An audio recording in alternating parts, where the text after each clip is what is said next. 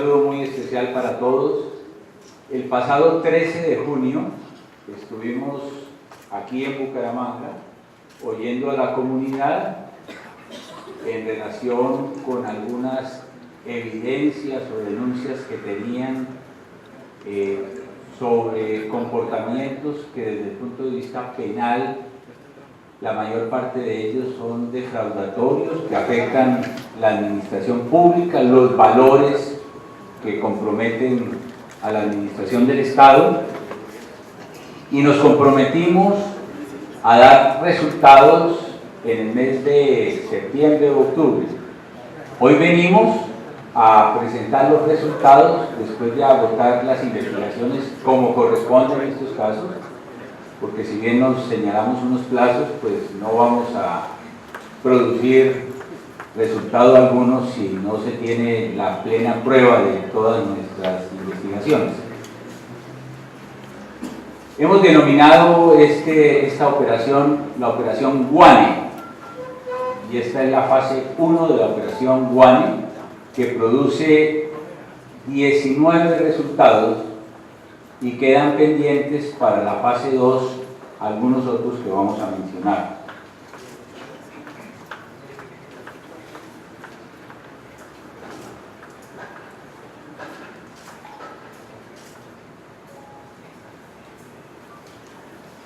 El primer resultado se presenta con el programa de alimentación escolar del departamento de Santander. Hemos encontrado presuntas anomalías en el contrato suscrito el 21 de abril del año 2016 entre la Gobernación de Santander y la Cooperativa Surcolombiana de Inversiones Limitada.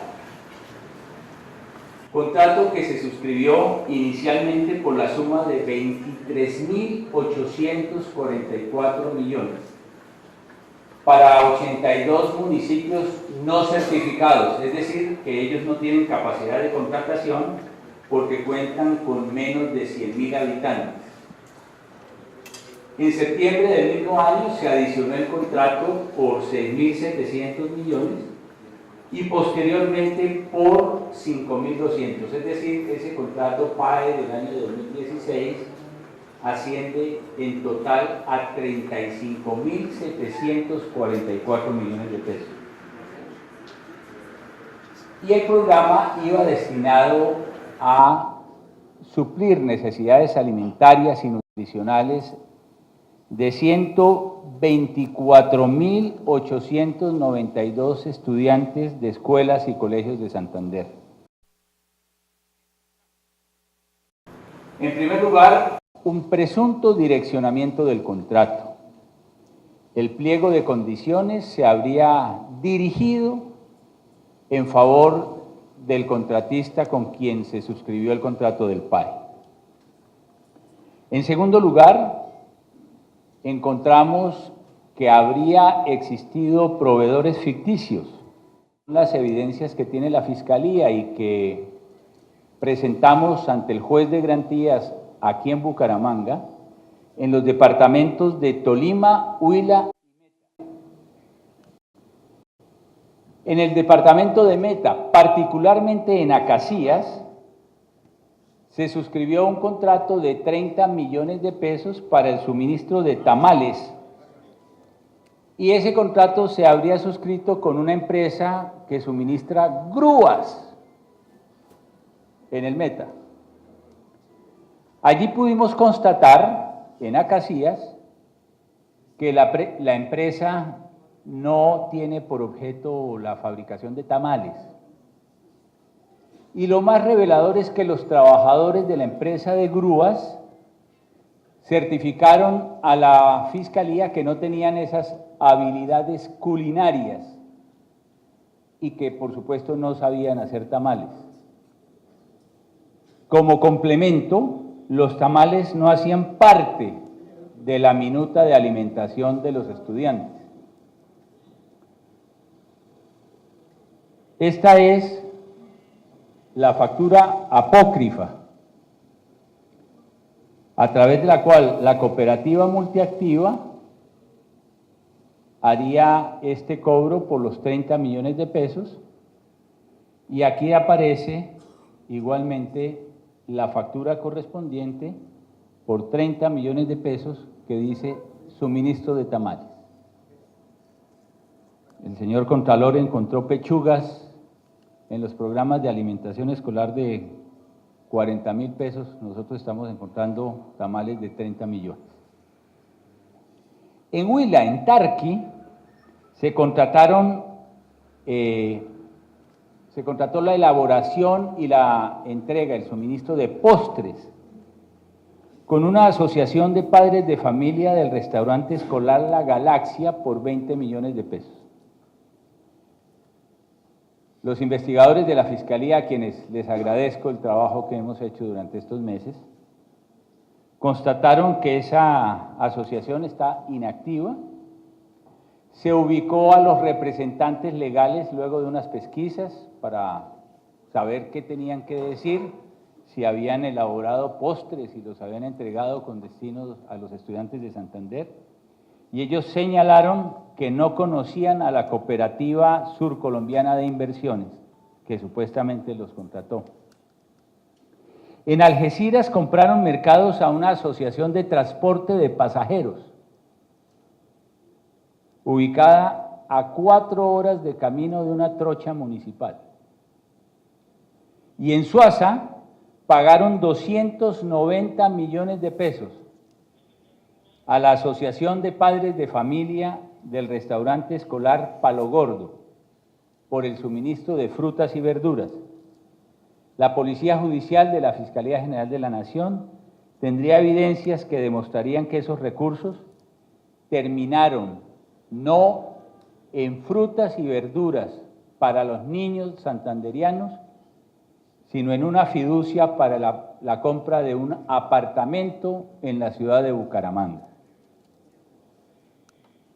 En Tolima, en el Rovira, en la ciudad de Rovira, Tolima, bastante distante de estas tierras, supuestamente fue contratada la Asociación de Familia Proyectos al Futuro por 60 millones de pesos para el suministro de frutas, también para las raciones escolares. Los dineros fueron consignados, los dineros que supuestamente iban para la compra de frutas, según las evidencias que posee la Fiscalía, fueron consignados en la cuenta de la señora Catalina Trujillo, quien, todo indica, es la hermana de Germán Trujillo Manrique, uno de los contratistas que han sido vinculados a la investigación.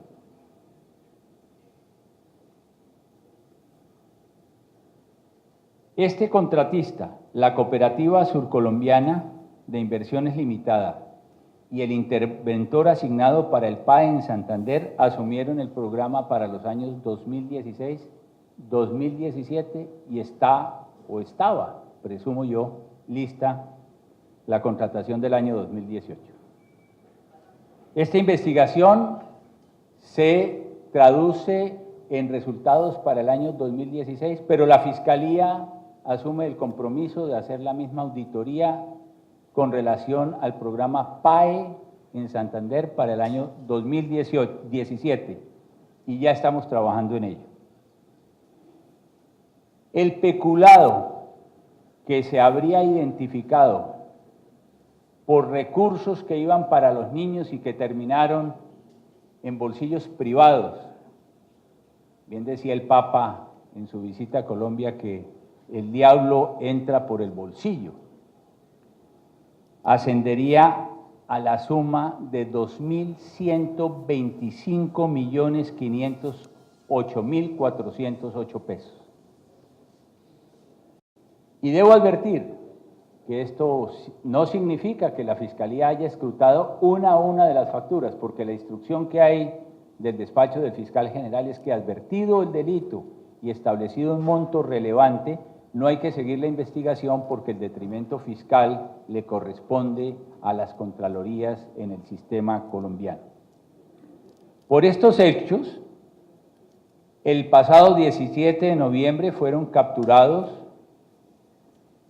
Ana de Dios Tarazona, la secretaria de Educación Departamental de la Gobernación, Aníbal González, coordinador del programa de alimentación PAE, y Luisa Fernanda Flores Rincón, representante legal de la Cooperativa Surcolombiana de Inversiones Limitada. Las audiencias de garantías, como ustedes saben, culminaron en la mañana de hoy y se ha determinado que contra los 3 procesados se haya dispuesto medida de aseguramiento en centro carcelario.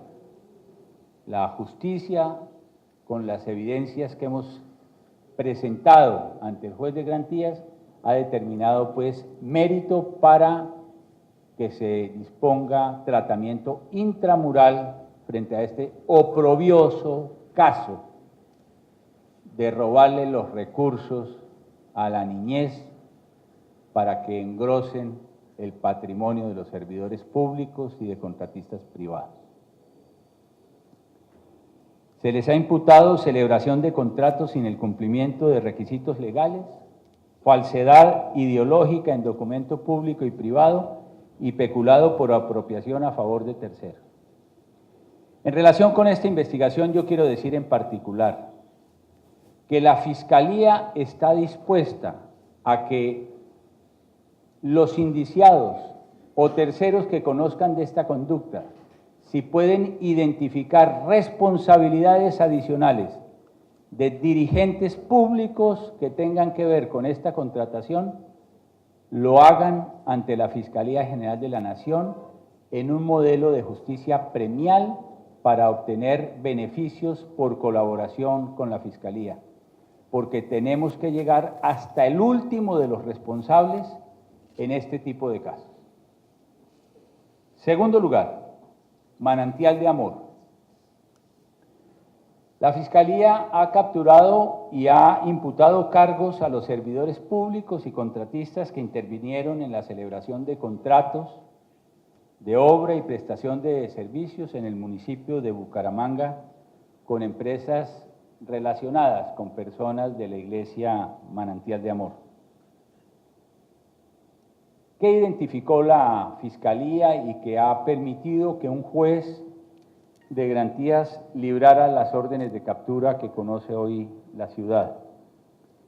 Para la época de la elección del alcalde Luis Francisco Borges, personas cercanas a él, entre ellas familiares, constituyeron antes de la posesión y previamente varias sociedades. Sociedades estas que lograron hacerse a varios contratos posteriormente de la administración municipal y así accedieron a distintas formas de contratación por un valor que asciende a 15.000 millones de pesos. Todas estas personas tenían un denominador común, eran feligreses de una iglesia que se llama Manantial de Amor. Las empresas creadas recibieron la financiación del señor Leonardo Luna Escalante, quien además tiene parentesco con el exalcalde Borges y es parte de esa misma iglesia. Luego de constituir las empresas, la administración del alcalde Borges procedió a contratarlas para que hicieran obras de reparación de parques, de instalaciones eléctricas y podas de áreas públicas, aquí en la ciudad de Los Parques. En la contratación de estas 5 empresas, presuntamente se habrían omitido los principios que obligan la selección objetiva del contratista, como lo ordena la ley, lo que habría beneficiado a algunos feligreses de la iglesia o de entes relacionados a esos feligreses. Las empresas contratistas habrían presentado propuestas con sobrecostos que, según las indagaciones de la Fiscalía, podrían llegar hasta el 30% del valor de los mercados, del mercado. En algunos casos, los contratistas a su turno subcontrataban con el señor Luna Escalante, quien, como ya se dijo, sirvió de financiador y promotor de algunas de estas empresas en las evidencias que tiene la Fiscalía. El material probatorio que poseemos será hecho público el día de mañana con ocasión de la audiencia de imputación y de solicitud de medida de aseguramiento que formulará la Fiscalía General de la Nación ante el juez de garantías a partir de las 10 de la mañana en audiencia que está programada. Por estos hechos se han librado capturas en el día de hoy y son investigados Luis Francisco Borges, exalcalde de Bucaramanga, Clemente León Olaya, exsecretario de Infraestructura de la ciudad, Andrea Liliana Parra, Uriel Ávila, Oscar Mauricio Benavides, Leonardo Luna Escalante, Diana Isabel Murillo, Carlos Andrés Jaimes, Gloria Azucena Durán y Fernando Díaz Garzón. En el día de mañana, el fiscal del caso ha tomado la decisión de imputar 5 delitos: contratos sin cumplimiento de requisitos legales, interés indebido en la celebración de contratos, peculado por apropiación, falsedad ideológica en documento privado y falsedad material en documento público. Tercero, en la visita que hicimos a Bucaramanga se dio cuenta de la existencia de un patrimonio que estaba por establecerse del exgobernador Aguilar, y en ese sentido la Fiscalía General de la Nación solicitó desde el mes de septiembre tal vez audiencia para requerir medidas cautelares en relación con 32 bienes de propiedad real o aparente del exgobernador Hugo Eliodoro Aguilar, cuyo avalúo catastral no comercial asciende a 6.764 millones y hace referencia, como lo he dicho, a 32 bienes. Estas propiedades deben estar afectas al resarcimiento parcial a las 40.000 víctimas reconocidas por la Corte Suprema de Justicia, que condenaron al exfuncionario por concierto para delinquir y lo responsabilizó de auspiciar la acción criminal del Bloque Central Bolívar de las extintas Autodefensas Unidas de Colombia en municipios de Santander. Se presentó un problema de carácter procesal y ello llevó a que la Corte Suprema de Justicia haya indicado en reciente providencia cuál es el camino que debe seguirse para la incautación y medidas preventivas respecto de los bienes del exgobernador Aguilar, frente a lo cual la Fiscalía ha estado procediendo en consecuencia. Cuarto, contrato de purificación de agua del río Tona. Recordarán ustedes que sobre el río Tona, en la audiencia pública, se nos solicitó indagar esa contratación. Lo que es la construcción es objeto de una segunda fase de investigación de la operación Guane, pero en esta primera fase se logró identificar que el 18 de junio del año 2015 se suscribió el contrato de obra civil 17 entre la empresa de Acueducto Metropolitano de Bucaramanga, cuyo gerente general en ese momento, Ludwig Stunkel García, y el consorcio Suratá, estaba representado por Aurelio Ignacio López Mier. El objetivo era la construcción de la planta de tratamiento de agua potable Los Angelinos y de la planta de tratamiento Los Lodos de Bosconia, y la puesta en marcha del sistema de regulación del río, que surtiría el embalse que todos ustedes conocen. El costo del contrato fue de 41.000 millones de pesos. Recibimos una denuncia del gerente de la empresa de Acueducto Metropolitano. Según esa denuncia, el contratista habría realizado manejos indebidos al anticipo que correspondía al 30% del valor del contrato, es decir, un poco más de 12.000 millones de pesos. Durante la investigación se encontró, entre otros asuntos, que con ese dinero se hicieron pagos destinados a rubros que no estaban incluidos en el contrato. De hecho, el anticipo se entregó el 15 de noviembre, formalmente se entregó el 15 de noviembre en los documentos, pero se había pagado 12 días antes a esa fecha. Al revisar la documentación, los investigadores de la Fiscalía habrían establecido el suministro de papelería, productos agrícolas, por parte de empresas que cumplían labores que no tienen ninguna relación con la construcción de las plantas de tratamiento. Algunos de esos proveedores emitieron facturas y presuntamente no habrían cumplido con la prestación de los servicios. Hemos radicado audiencia de imputación el 22 de noviembre en curso contra el señor Aurelio Ignacio López Mier, representante legal del consorcio.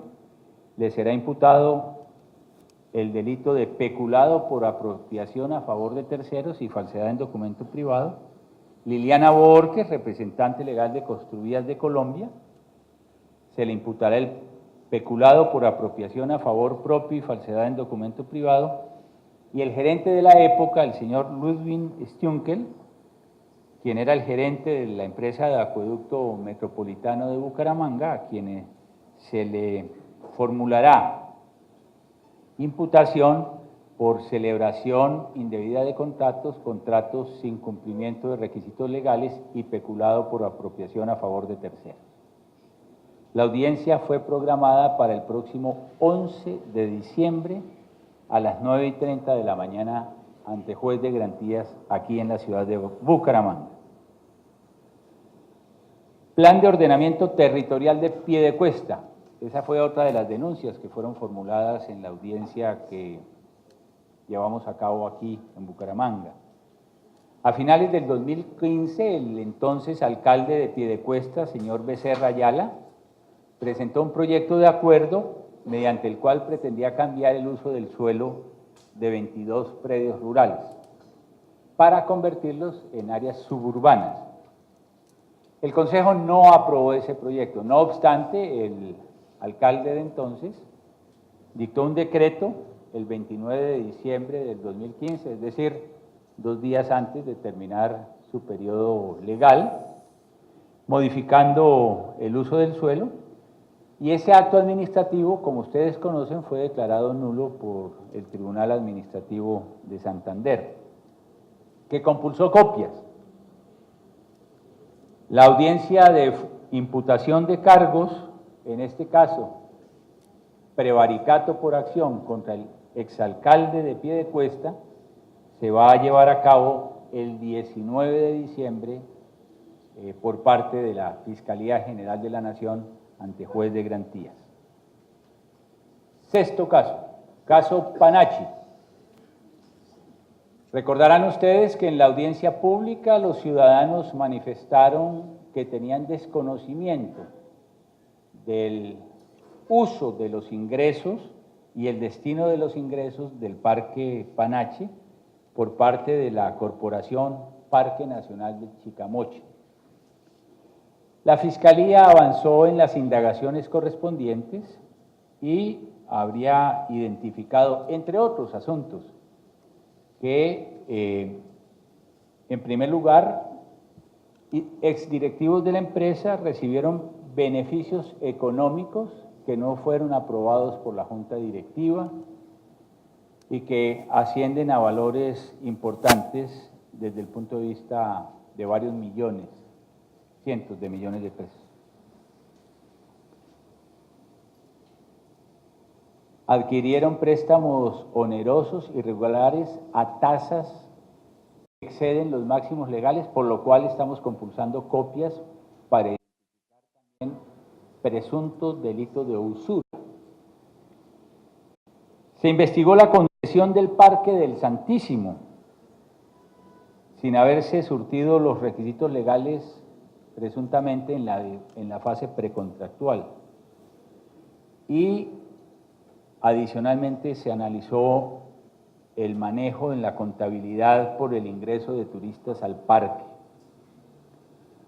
Todo lo cual ha llevado a la Fiscalía a que el pasado 21 de noviembre haya formulado solicitud ante juez de garantías para que se cite audiencia de imputación a las siguientes personas: Carlos Fernando Sánchez, exdirector de la Corporación Parque Nacional de Chicamocha, por el delito de peculado por apropiación; María Eva Bermúdez, asistente de la gerencia de Panachi, por el delito de peculado por apropiación; Daniel Enrique Valencia, exdirector ejecutivo de la entidad, por los delitos de peculado por apropiación y contratos sin cumplimiento de requisitos legales; Lucía Beatriz Alteiro Rincón, representante.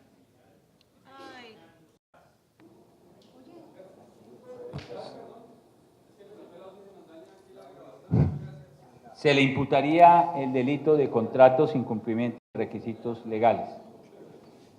Las audiencias de imputación, en este caso, fueron asignadas por agenda de los jueces de garantías de la ciudad, lamentablemente para el próximo 16 de enero del próximo año. Este es un problema que tenemos en todo el país.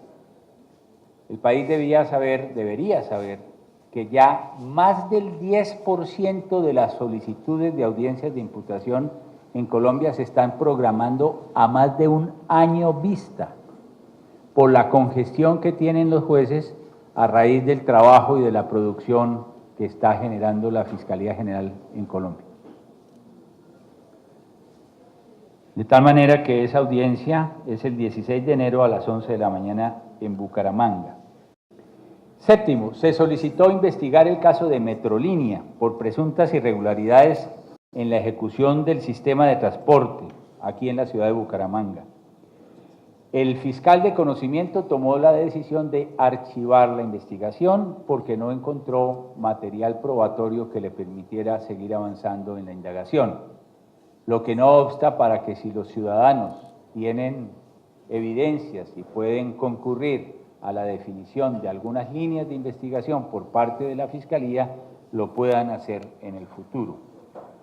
Octavo, en la seccional de Santander de la Fiscalía General de la Nación encontramos un caso de corrupción asociado a funcionarios de la Fiscalía que, si bien no son del departamento, sí están asignados a la seccional de Santander en Aguachica, Cesar, y como ya se conoce, hemos imputado a 3 fiscales de esta seccional por casos de corrupción, a un asistente de fiscal, al comandante de policía de Aguachica y a un integrante de la Policía Nacional. Este es un caso que institucionalmente nos avergüenza, pero seguimos avanzando en la purga interna, porque este pecado que ha lacerado a la Fiscalía tiene que tener un tratamiento desde el punto de vista de las investigaciones directas y claras para identificar esta problemática y, por supuesto, extirpar este cáncer que venía carcomiendo a la Fiscalía General de la Nación. El caso La Primavera de Barichara, caso número 9, son 19, así es que les toca, pero ese fue el compromiso que adquirimos con la ciudad. La Fiscalía conoció que durante 2010 y 2011 Israel Agón Pérez, entonces alcalde municipal de Barichara, gestionó la compra de un predio, La Primavera, para la construcción de vivienda de interés social por un valor de 1.200 millones de pesos. Esa compra se hizo sin los estudios previos requeridos, a escasos 3 días de terminación de su periodo como alcalde. Con este proceso se obtuvo una ganancia de 465 millones de pesos. En la investigación, la Fiscalía constató que el área escogida para el proyecto no era de 7 hectáreas, como aparecía en los documentos, tenía 2 hectáreas menos y correspondía a cerca de 5 hectáreas. Por estos hechos se formuló ya audiencia de imputación el 8 de septiembre y fueron capturados el exalcalde de Barichara, el exsecretario de Planeación del municipio, el gerente de la empresa de servicios públicos de Barichara y el exsecretario de Planeación del municipio. Este resultado se dio en el mes de septiembre, y es que si bien la audiencia se llevó a cabo al finalizar el primer semestre del año anterior, desde el propio mes de julio empezamos a trabajar en todas las investigaciones, como ocurrió en el caso de Barrancabermeja, con el relleno sanitario. ¿Se puede traer el sonido, señor fiscal? Ustedes saben que en este caso, vamos a ir un poco más rápido, hicimos una inspección judicial entre el 28 y el 31 de agosto y evidenciamos, por Dios, estamos hablando de la famosa ciénaga de San Silvestre de Barrancabermeja, lo que eso significa para el pueblo barranqueño. Es el agua del municipio. Evidenciamos que los residuos sólidos no eran manejados adecuadamente y originaban cuerpos de agua altamente contaminados con los líquidos que generaban las basuras que eran vertidas en la ciénaga. Y por esa razón, el 20 de septiembre, como ustedes saben, imputamos cargos y solicitamos medidas de aseguramiento contra la gerente de Rediva. Esta investigación, quiero advertirlo, no ha concluido y estamos en la fase 2 de la misma, con el objeto de establecer las responsabilidades de los agentes gubernamentales. 11. La tala de árboles y tráfico de maderas. Entre el 16 y 18 de noviembre, la Fiscalía, con apoyo de la Policía y el Ejército, realizó una operación en San Vicente de Chucurí, sector Pozo Nutria, y en el Carmen de Chucurí, con base en una denuncia presentada por la Oficina de Parques Nacionales Naturales de Colombia. En la diligencia fueron capturadas 15 personas, 11 con orden judicial y 4 en flagrancia, vinculadas a una organización criminal dedicada a la tala y comercialización de especies maderables.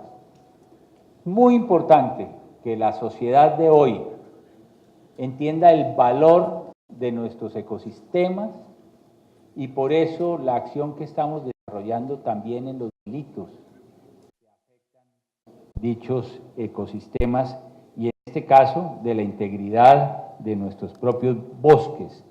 Encontramos casos muy graves de deforestación y explotación de especies finas, de cedro, de frijolito, del nauna, utilizadas para la elaboración de pisos y de muebles. En este caso ya se impusieron medidas de aseguramiento, 5 medidas privativas de la libertad. Los capturados son Robinson Celis, ingeniero del ICA, Buenaventura Ramírez, comerciante y transportador de madera, Arley García, comerciante de madera, María Leonor Delgado, tramitadora de permisos y presunto contacto con el ICA, Omar García Niño, comerciante de salvoconductos de madera, y Grismaldo González Tirado, comerciante de madera. Caso número 12, que fue requerido en nuestras indagaciones en la audiencia pública, el de los concejales de Floridablanca, los 18 concejales de Floridablanca, por las presuntas irregularidades en la elección de personero y contralor en el año 2016. La Fiscalía presentó audiencias de imputación y el juez de garantías dictó medidas no privativas de la libertad contra los 18 funcionarios.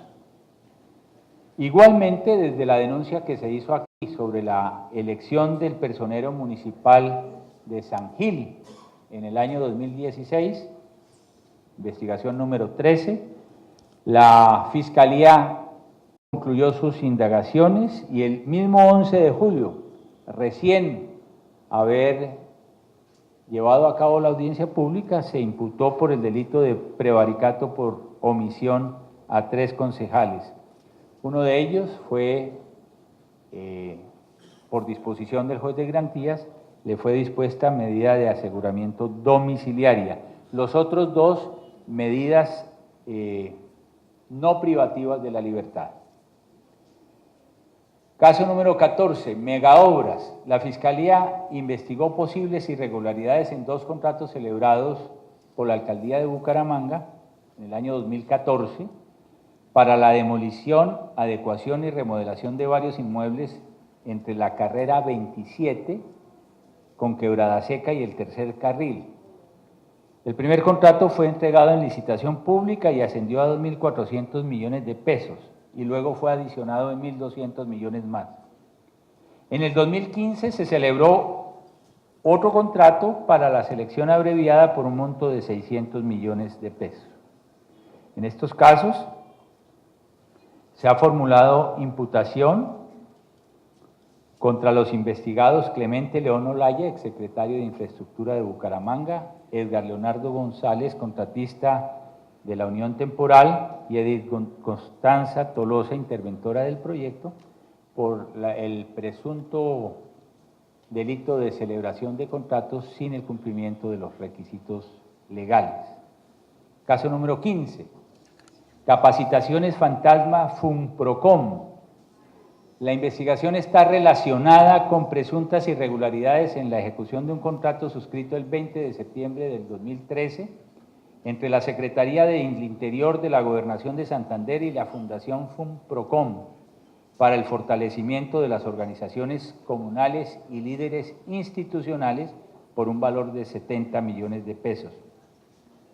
Por virtud de las evidencias encontradas, la Fiscalía imputó cargos por contratos sin cumplimiento de requisitos legales, peculado por apropiación y falsedad ideológica y material de documento privado, contra el representante de FUNPROCOM, la señora Irma Estela Martínez, y contra los señores Salvador Plata, Julián Másmela, Carlos Augusto Ibáñez, quien fue citado a imputación, y Vanessa Viviana Calderón, supervisora del contrato, citada a imputación. Investigación número 16, Agroanco. El objeto del contrato, suscrito el 7 de diciembre de 2011 entre la Alcaldía de Bucaramanga y Agroanco, era brindar atención especial a la población afectada por la ola invernal del año 2011. Ustedes recordarán el fenómeno del Niño de aquella época. Se encontraron inconsistencias, presuntamente con una apropiación de 132 millones de pesos, y el 15 de agosto la Fiscalía imputó cargos por peculado por apropiación agravado al representante legal de Agroanco y al supervisor del contrato. 17, exalcalde y exsecretario de Curití. En el 2007, la Alcaldía de Curití suscribió 110 contratos por valor de 772 millones de pesos.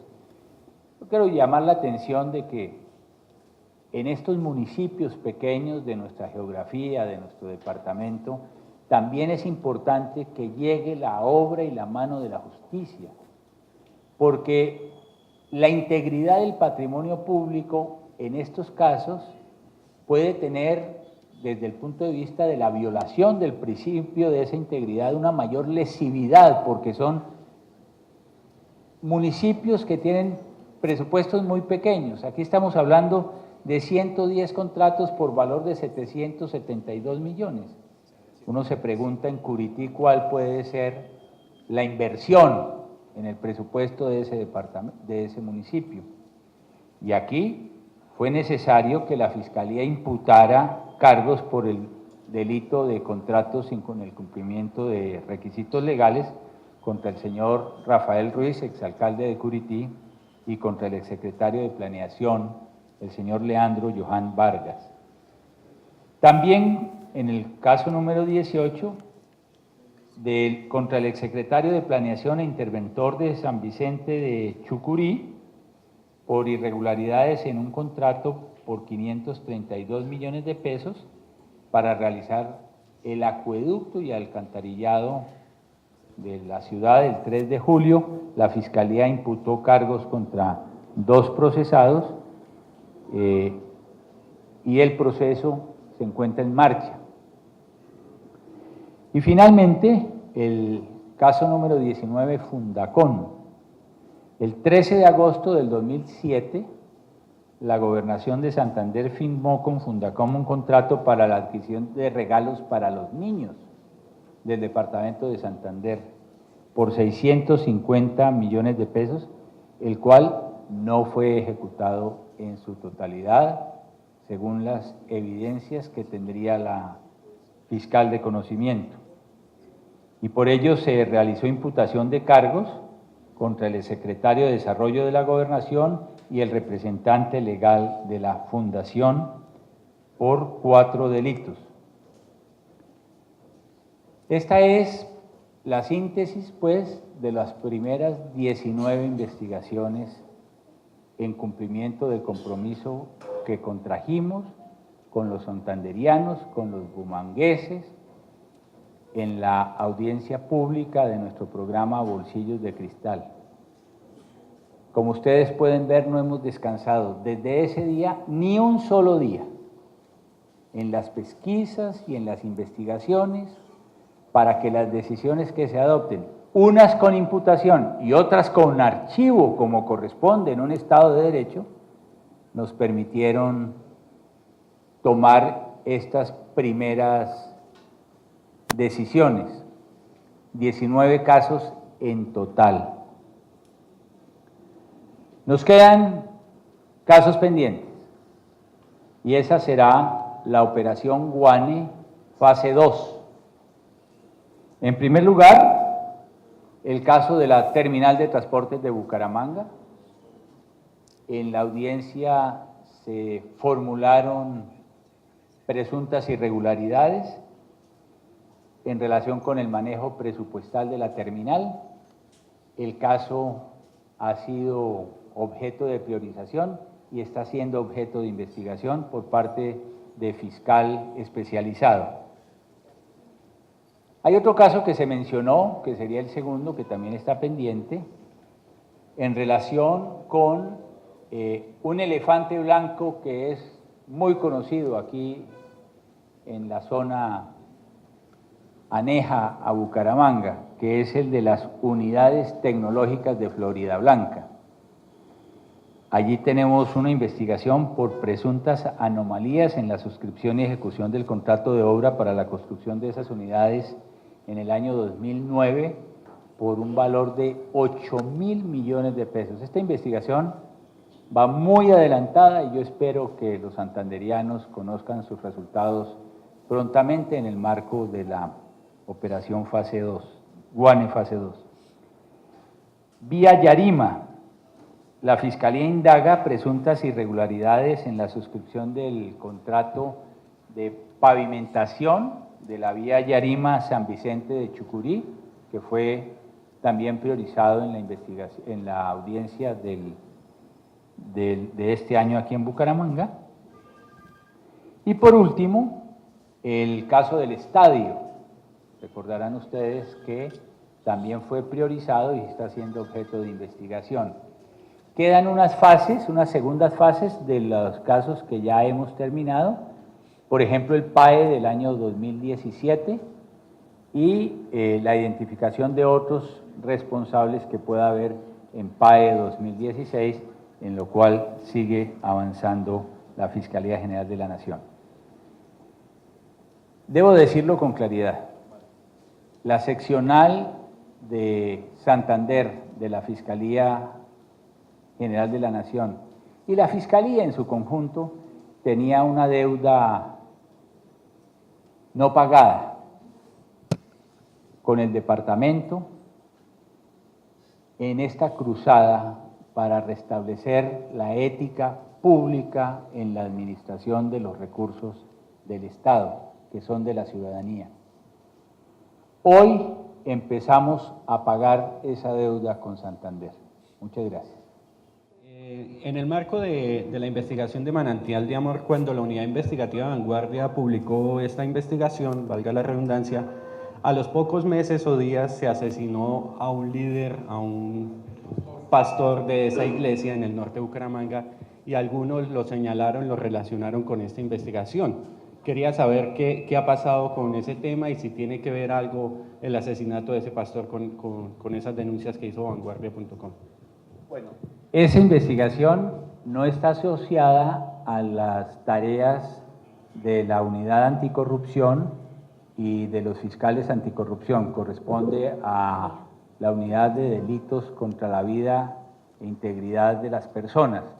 Hoy presentamos solamente resultados en lo que tiene que ver con las unidades anticorrupción. Y aprovecho esta respuesta para expresarle al director de la seccional, al doctor Carlos, nuestro reconocimiento, porque usted con empeño le ha hecho un seguimiento a esta tarea y hemos podido demostrar que la Fiscalía, contrario a todos los dichos de Callejón, desde el parque principal hasta el parque de Romero, se decía que la Fiscalía estaba capturada por intereses políticos. La Fiscalía no tiene sino un solo compromiso, que es la justicia. Y en usted está representada la integridad de todos los fiscales e investigadores de esta seccional, a quienes realmente les quiero agradecer el tesón, el esfuerzo, como trabajaron más de 18 y 20 horas al día a lo largo de estos meses para dar los resultados, porque teníamos un déficit enorme en materia de investigación en delitos contra la corrupción en este departamento. Y lo lograron hacer, pero aquí no concluye la actividad. Ese es el compromiso que ustedes tienen con la tierra, con los santanderianos, en estas y otras actividades que hemos priorizado.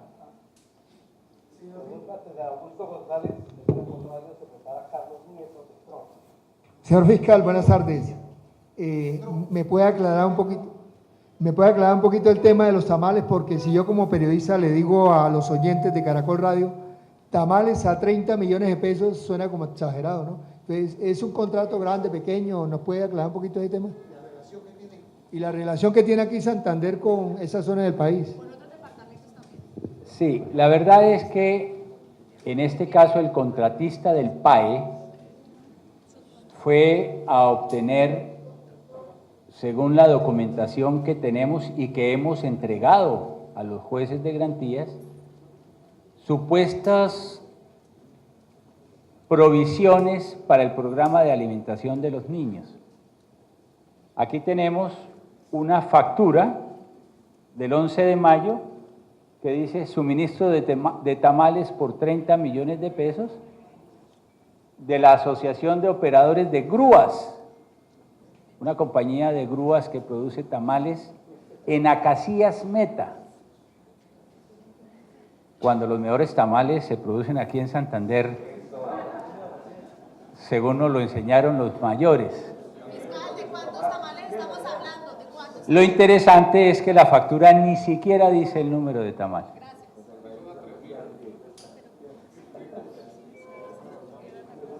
Pregunta Carlos Nieto de Tro, que prepara María Mercedes Ariza de CNI.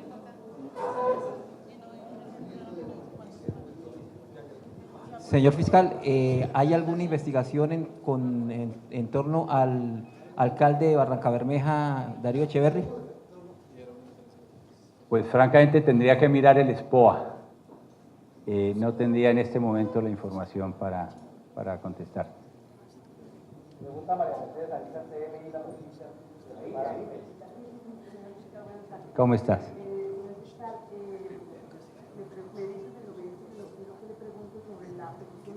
Para el aumento de penas ante lo que está pasando en el país.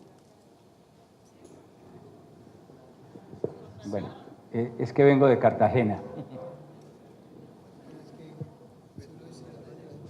La teoría económica del delito dice que en estos casos de corrupción y en general, en materia de criminalidad, los delincuentes dejan o abandonan su actividad cuando delinquir cuesta, pero cuando delinquir no tiene castigo, pues hay un estímulo al delito.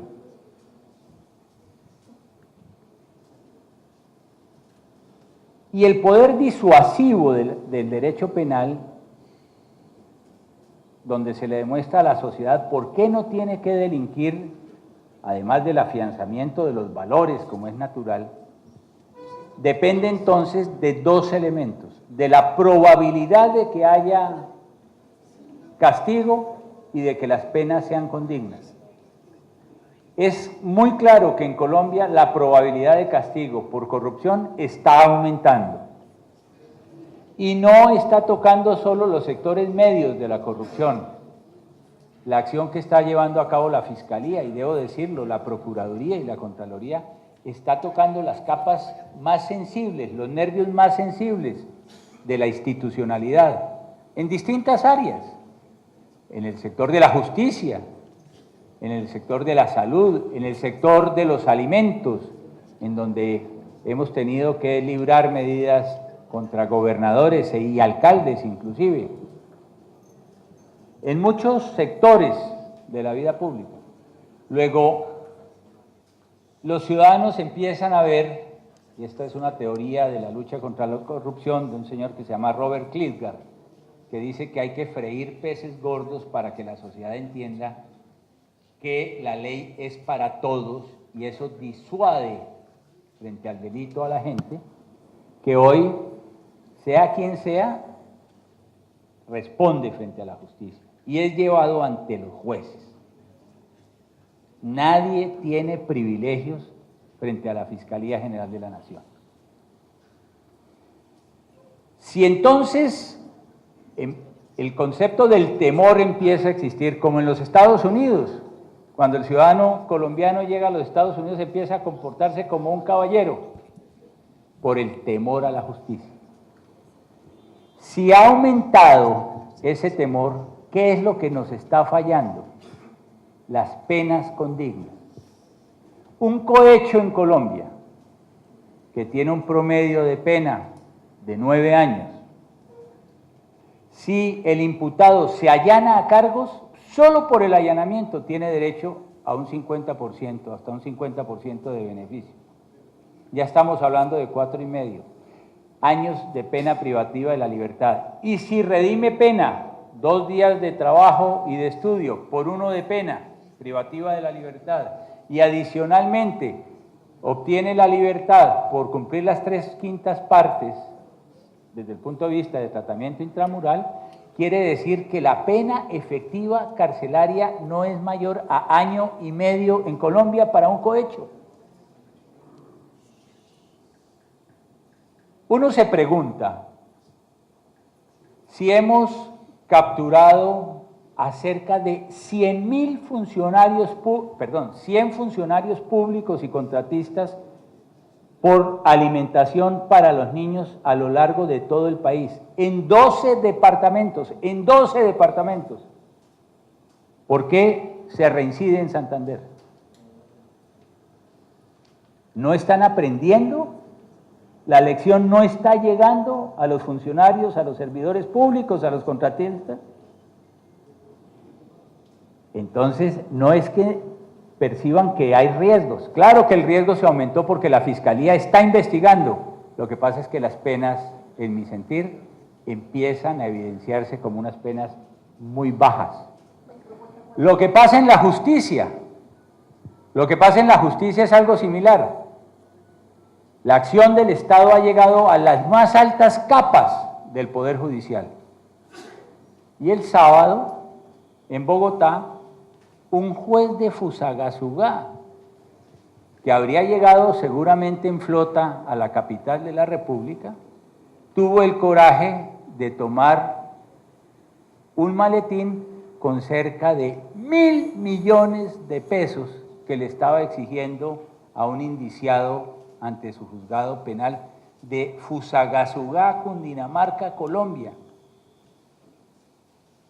Y al allanarse a cargos, que se allanó el pasado lunes, un 50%. Y también la pena efectiva va a ser de 1,5 años, de 2 años. O vamos a darle también tratamiento domiciliario a los infractores de la ley penal. El caso del contratista de la hemofilia en Córdoba, 44.000 millones de pesos en facturas falsas que se apropiaron del sistema de salud de los colombianos, de Córdoba en particular. Y la medida que se libró judicialmente fue de detención domiciliaria en su casa, con la riqueza ilícita a su disposición. Entonces, para esos casos no solamente se requiere que hagamos un estudio de aumento de penas para los casos de corrupción, de tal manera que el poder disuasivo sea efectivo en Colombia, sino que haya penas accesorias. En ese caso, esas penas accesorias pueden llegar, por ejemplo, al establecimiento de restricciones desde el punto de vista del circuito económico de los condenados. Esas personas no pueden no solamente seguir gozando de sus bienes que deben ser objeto de extinción de dominio por la Fiscalía, sino no deberían tener acceso por un tiempo a los servicios bancarios, a los giros, a los depósitos, a todos aquellos mecanismos que les permitan movilizar de alguna manera la riqueza que hayan acumulado, inclusive a través de terceros o de testaferros. En Perú, por ejemplo, se establece la nulidad de todos los contratos que hayan celebrado en un periodo que es un periodo de sospecha. De tal manera que yo he dicho hoy en Cartagena, ciertamente, que para ganar esta lucha contra la corrupción no basta solamente con las indicaciones, las imputaciones, con los pliegos de cargos que hacen la Fiscalía, la Procuraduría y la Contraloría, sino que necesitamos penas efectivas para disuadir de manera más eficiente a los delincuentes. Pregunta Juan Carlos Gutiérrez de Vanguardia, se prepara Camilo Cintera de Frente. Fiscal, es de público conocimiento que el exgobernador Hugo Aguilar ha señalado en reiterados escenarios públicos y jurídicos que no tiene bienes. Usted acaba de señalar que la Fiscalía encontró más de 6.000 millones de bienes catastrales. Es una pregunta para quienes no somos expertos, ¿qué significa eso y qué implicaciones jurídicas tiene en el proceso que se adelanta contra este exgobernador? Hemos dicho que hay 32 bienes que tienen en el catastro valores del orden de 6.000 millones de pesos. Comercialmente deben tener un valor mucho más alto, pero me estoy refiriendo fundamentalmente a inmuebles y a vehículos que han sido claramente identificados en poder de terceros y la Fiscalía estima que presuntamente están en poder de terceros correspondiendo al eje de dominio del exgobernador Aguilar. Pregunta Camilo Cintera de Frente, se prepara América. Buenas tardes. Son varios temas. Por el lado de la investigación del embalse de zona, dice que un gerente inicia la investigación, hacer por una denuncia, y después al final nos dice que se abre investigación también contra un gerente. ¿Son los mismos que proponen la denuncia? No, no son los mismos, es el gerente de la construcción del embalse. El que presentó la denuncia es el gerente de la empresa, Stunke. No, en relación con la construcción no. En relación con la construcción no, con la celebración de contratos. Y sobre el tema de hasta dónde los recursos del PAE, la defensa, los abogados defensores de las personas implicadas en estos casos, no pueden aducir ante la justicia que los recursos de los cuales se apropian se da cuenta uno que no son cuantías muy superiores con relación al contrato. Por lo menos no llegan a ser más del 5%, como usted va a dejar ver en las cifras. Hasta dónde la defensa no pueda llegar que estos dineros forman parte del producto que pues, una empresa contratista puede ganar por prestar un servicio a una gobernación. Bueno, mire, elementos para la defensa puede haber muchos. Les dije que la Fiscalía no había investigado todos los gastos. Este programa puede ser del orden de 30.000 millones de pesos para el año 2016, y nosotros no miramos uno a uno cada de los rubros de gastos que se efectuaron, que se utilizaron. Porque la función de la Fiscalía es establecer conductas penales e imputarlas ante el juez. Y habrá peculado con 2.500 millones, como presuntamente se ha establecido, o con 10.000 millones, y la pena es la misma. El deber de resarcir el daño fiscal le corresponde a la Contraloría y no a la Fiscalía. Ahora, en materia de ética, ni el 2, ni el 1, ni el 10%. Son dineros sagrados. En los programas de alimentación escolar, los contratistas tienen que soportar los gastos con facturas. Y ellos tienen una ganancia en la formulación de su propuesta. Entonces, lo que no pueden es presentar facturas que no correspondan a servicios o bienes provistos para la alimentación escolar, como lo habría podido establecer la Fiscalía, por ejemplo, en el caso de las frutas, de las verduras o de los tamales a que hemos hecho referencia en el día de hoy. Señor fiscal, buenas tardes. Una pregunta, con los nuevos delitos electorales que está ahora bajo la potestad de la Fiscalía General de la Nación, uno se pregunta por qué si una persona quiere averiguar por un candidato que se va a postular, es tan difícil y en el spot no salen todos los procesos que lleva esa persona. Le toca a uno pedirle el favor a alguna fuente dentro de la Fiscalía para que le digan a uno más o menos los procesos, pero sin embargo ellos corren un riesgo al entrar a determinar eso. Yo creería, si se puede, si es factible, habilitar una oficina o una línea para los partidos puedan llamar en estos momentos a la Fiscalía General de la Nación y consultar directamente si hay personas investigadas con procesos sobre corrupción, y así el partido se evitaría firmar y dar avales a unas personas y después estar sometidas bajo los nuevos delitos de la Fiscalía. Eso por una parte.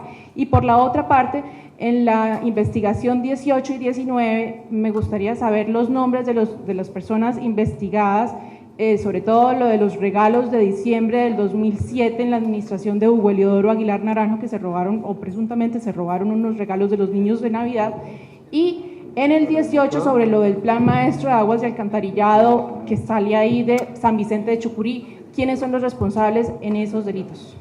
Gracias. Bueno, vamos a entregarles el comunicado, que es muy grande, son 50 páginas, entonces ustedes podrán allí identificar los nombres específicamente, si te parece. Y en relación con el tema de los delitos electorales, hay que tener en cuenta que un nuevo delito es resultar elegido estando inhabilitado al momento de la inscripción.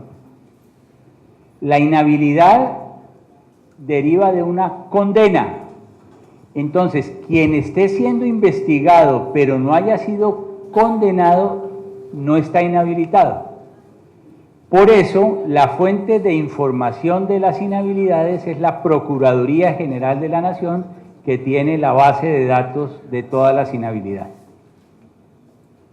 Y les recomiendo que los funcionarios no vayan a buscar en el SPOA no correspondiéndoles, porque ya he tenido que judicializar a muchos. Excusas para Oscar Gerardo de Caracol Televisión, se prepara Liliana Gestión del Tiempo. Fiscal, buenas tardes. ¿Qué tiene que decir con respecto a los anuncios que hacen con diferentes medios de que el trabajo de la Fiscalía es lo que está entorpeciendo prácticamente toda la gente como tal, o el desarrollo de la gente? Es que yo venía de Cartagena y realmente no supe qué dijo don Timo. Yo venía... ¿Qué dijo? Que el fiscal general estaba entorpeciendo todo lo que tiene que ver con el proceso de paz, con el tema de la gente. Concretamente, con la ley. Con la ley. Bueno, no. Ustedes saben que el compromiso de la Fiscalía es con los ciudadanos, con la sociedad, con todos los colombianos. Y a lo que nos hemos dedicado constante y perseverantemente es a asegurar que no convivan los beneficios del sistema de justicia transicional con el delito. Los desmovilizados tienen que romper radicalmente con el delito. Y yo no creo que eso les moleste, porque ellos han dicho que no van a volver a delinquir. Solo si hubiese un ánimo soterrado de seguir delinquiendo, les debería preocupar.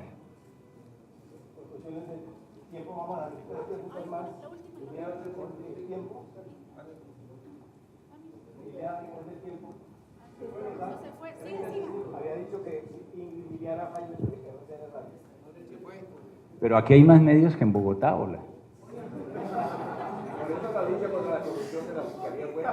La mayor fuente de empleo de la ciudad.